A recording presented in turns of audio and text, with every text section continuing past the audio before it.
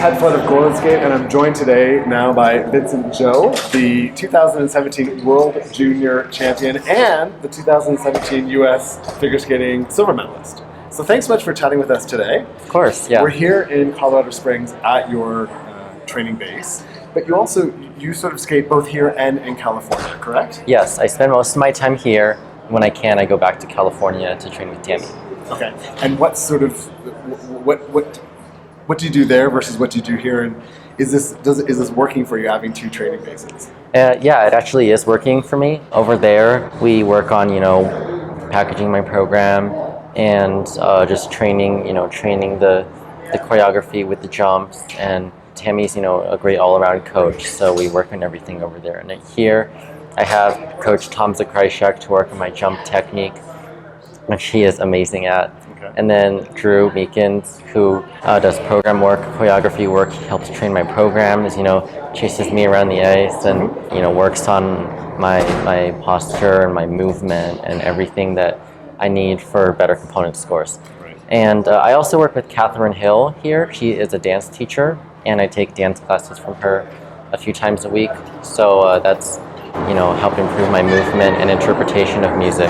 Yeah. Has it sunk in yet that you are the World Junior Figure Skating Champion? Do you feel like it? Does it take a while? I don't know, honestly. It's like I go back and watch the videos and it's kind of like, whoa, I did that. But it's not really like, I don't walk into the rink thinking I'm the junior world champion, everybody. Right. I walk into the rink thinking, I'm me, I'm here to train, I'm here to skate.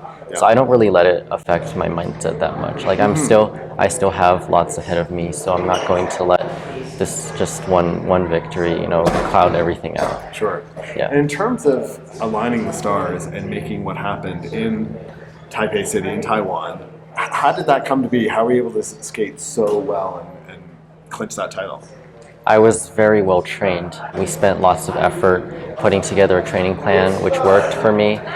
We learned from my strengths and weaknesses. We catered to them, and of course, my performance there was good, but it wasn't. It was far from perfect. Like I had lots of things I could have improved. So this year, we're going to work hard on improving the other aspects of skating that were lacking in that performance. Mm-hmm. That were lacking in that performance. Mm-hmm.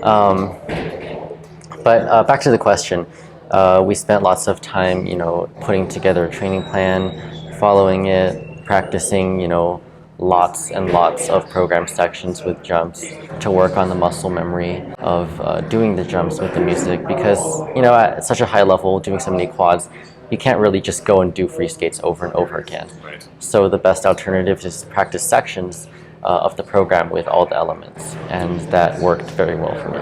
Right. How are you spending your off-ice time at this point of the season, preparing for the Olympic season? Yeah, well, most of my time off ice is spent, at the Olympic Training Center working out or at Peak Performance doing physical therapy with Melinda Couch, who is great at what she does. And, when I get home, I have to do my recovery stuff. So, I have to do my recovery nutrition and take an Epsom salt hot bath, eat dinner. And after that, now is like the only time of the year I have just a little time to relax a little bit. Other than that, what does relaxing for Vincent Zhou look like? Well, I'm probably going to be in bed with the infrared heating lamp, which stimulates healing of body tissues. I'm going to have that somewhere on my daily aches and pains. Okay. And I'll probably just be, I don't know, social media or whatever. So. Okay. Now, you have chosen, for example, with your short program to go to Jeffrey Buttle for choreography. Mm-hmm. Can you talk about what motivated the decision to use or to go to Jeffrey Buttle and your selection of music, that kind of thing? So, well, we just like any other skater, I spend time watching great programs and taking note of who choreographs them. And, we watch some of Jeff's programs, and, he's a great guy. He choreographs for Stars and Ice too. And I actually had the honor to perform in a Stars and Ice show in Anaheim. That kind of got me attracted to his name. And we kind of looked him up and he had time for me. and we were able to make things happen. So when we got there, I met him and worked together, and things kind of clicked. And we had, sent each other a few suggestions for music before we met, and he sent this Chasing Cars by Snow Patrol. It was like an orchestral kind of, I guess, version of it, and it works very well. It's great for skating. It's great for expression. It's very music. The music is big and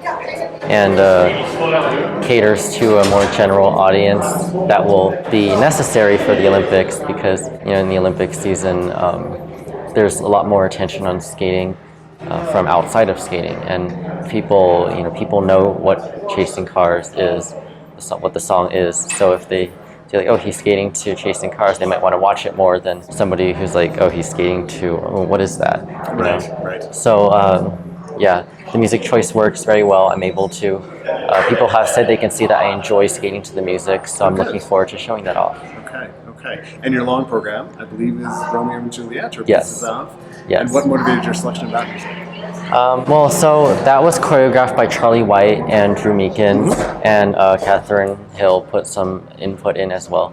And so what we did was we basically had a few pieces of music, and what we did was we had me skate the same piece of choreography to the different pieces of music and see which one I was able to interpret best with the choreography I had. And so Romeo and Juliet worked the best for me, and so we ended up choosing that. We kind of cycled through some options, but in the end we came back to Romeo and Juliet because I was able to skate to it so well. And that's something that I know has been lacking in my performances, even at Junior Worlds. So hopefully people will see that I can feel the music and skate emotionally. So can you, when you're up against or when you're developing your program components, is it motivating or even intimidating when you've got competitors like Jason Brown and Adam Rapon who pull so many numbers, big numbers in terms of program component scores? Well, I don't really I don't really think about them much when I train. I focus on what I have to do, and I know that I have great competitors, both component-wise and technical-wise, which is why we're working so hard on both aspects, because I know I can't survive by just doing jumps or just being a great skater. So we're working hard on training jumps, with Tom Zakrajsek, and then there's Drew and Tammy to work on my programs, and of course Catherine. So we're just kind of looking for the whole package, trying to bring that out and gain maximum points in both aspects. Okay. Nathan Chen really raised the bar on quads, and you pushed him hard in terms of, now 5 or 6 quads in a program. Do you have the same sort of goals or hopes next season in terms of attempting that many quads and fingers crossed landing them, or where are you at with the quads? Well, I have, I'm able to do 4 different types of quads: the sow, toe, flip, and lutz. And, I haven't set a specific goal for the Olympics or for nationals or for whatever is coming up. I haven't set any specific goals because I just want to take things as they go. Because, skating is an unpredictable sport, and the cycles are unpredictable. Sometimes you'll be better, sometimes you'll be worse, and some of these things you can't really control. But I'm working hard towards adding more quads into the programs. Of course, we're starting with 3, working on 4, working on 5, and then 6 is like the big number that nobody dares to try yet. Right. So now, your coach, Tom Zakrajsek, might have given me a hint today that the quadruple flip is something that is in the works. Consistently landed? Well, in training? On good days, I'm able to be pretty consistent with it. Okay. Like, for example, just now on that session, I landed it in the free skate, along with 2 other quad lutses. Yeah. So, of course, I might. It's this slim chance that I'm going to take that risk in early competitions this year. But we're definitely going to be working on big things. Adding the second quad lutz is something that nobody's done yet. And I've been, since before Junior Worlds, I was ad-libbing second quad lutzes into my program. So it's definitely something we're working on. But we have to keep my health in mind because the most important thing to an athlete's body is its health. Sure. And we have to listen to, if I can't, compete at nationals expecting to go to the Olympics in a cast or having a fractured knee or something like that. Right. So we're being very careful to limit my reps and make every jump count. So every single attempt of a jump matters. And what that does for me is it helps me focus better and realize that, kind of have this mindset of this is the only chance I get, so I have to do it well. Because, that's how it is in competition. You only have one chance. So that's how we're trying to do it in daily practice. Right. Last question. So this will be your first season as a senior competitor. You're slated for 2 stops in the Grand Prix series. Are you excited?